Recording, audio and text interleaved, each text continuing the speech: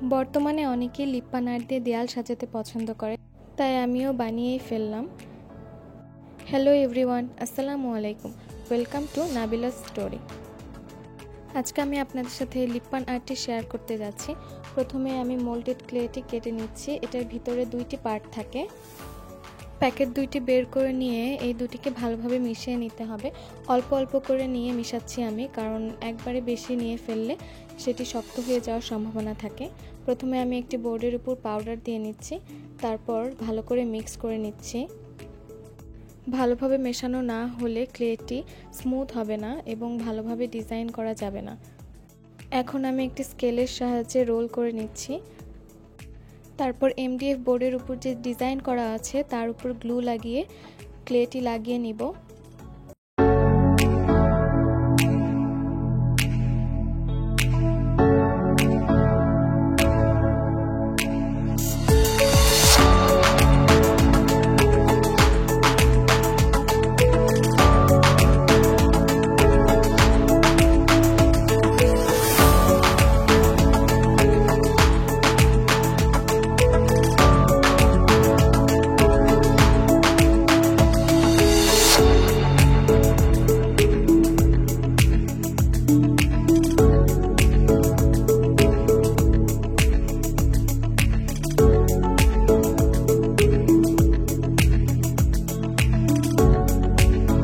ক্লের উপরে বিভিন্ন ধরনের ডিজাইন করা যায়। আমি কলমের সাহায্যে ডট ডট দিয়ে নিচ্ছি।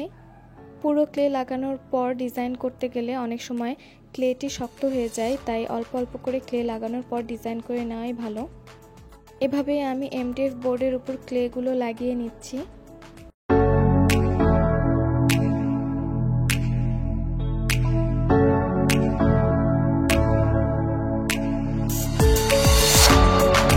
আমার সম্পূর্ণ ক্লে লাগানো শেষ। এখন আমি আবার কলম দিয়ে ডট ডট ডিজাইন করে নিচ্ছি। এখন আমি এমডিএফ বোর্ডের উপর হোয়াইট কালার করে নিচ্ছি। আপনারা চাইলে জেসো অ্যাপ্লাই করে নিতে পারেন।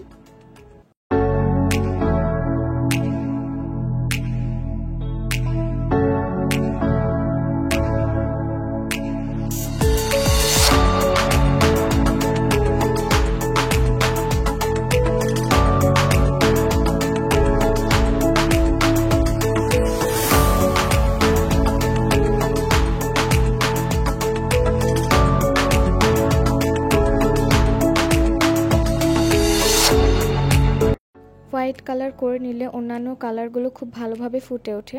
এখন আমি মিডলে ইয়েলো কালার দিয়ে নিচ্ছি। আপনারা আপনাদের পছন্দ মতো যে কোনো কালার এখানে দিতে পারেন।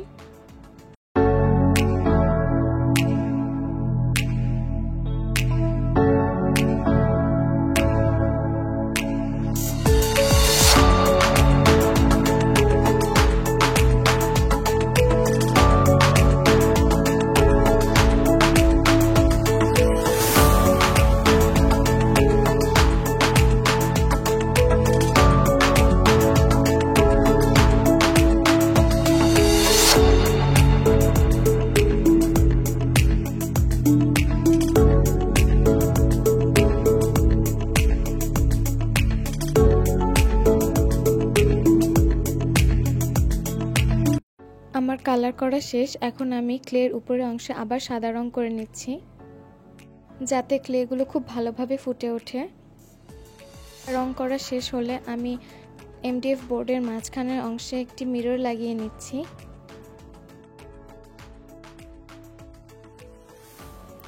বড় মিররটির চারপাশ দিয়ে আমি ছোট ছোট মিরর লাগিয়ে নিব এবং ফুলগুলোর মাঝখানে আমি বিভিন্ন শেপের মিরর লাগিয়ে নিব, যাতে এই লিপ বাম আর্টটি দেখতে সুন্দর লাগে।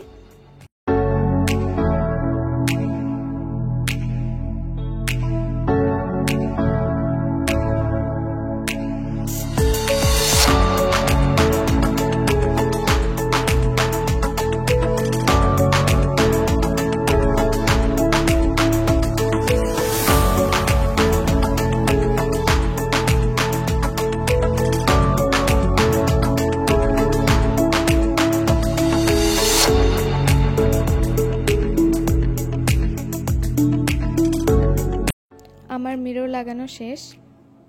আমি এই প্রথমবার লিপ বাম আর্ট করার চেষ্টা করেছি। আপনারা জানাবেন আপনাদের কেমন লাগলো। ভালো লাগলে আমাকে কমেন্টের মাধ্যমে জানাতে পারেন।